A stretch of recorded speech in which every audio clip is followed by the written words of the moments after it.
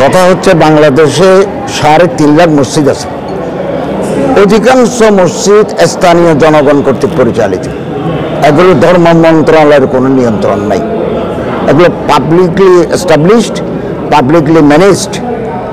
তবে আমরা চিন্তা ভাবনা করতে পারি এই সমস্ত মসজিদের যারা মুতল্লি আছে আমরা তাদের সাথে বসে একটা বেতন কাঠামো নির্ধারণ করার আমরা চিন্তা ভাবনা করতে পারি, যাতে অন্ততপক্ষে সম্মানিত ইমাম সাহেবানরা সম্মানজনকভাবে জীবিকা নির্বাহ করতে পারেন।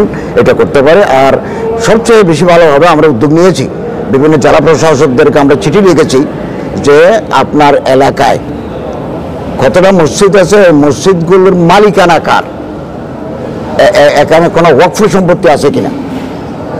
তো ওয়াকফ সম্পত্তি থাকলে আমাদেরকে দলিল দেখাতে বাধ্য।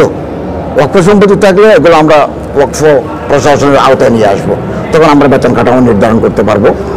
আমি নিজেও দীর্ঘদিন যাবৎ ইমামতি করেছি, 16-17 বছর ইমামতি করেছি। আর প্রায় আলেম ওলামারা মাদ্রাসায় যারা পড়াচ্ছেন তারা কোনো না কোনো মসজিদের খতিব ইমাম আছেন। বেতন কাঠামো কত এগুলো আমাদের জানা আছে, আমরা আন্তরিকভাবে চেষ্টা করব।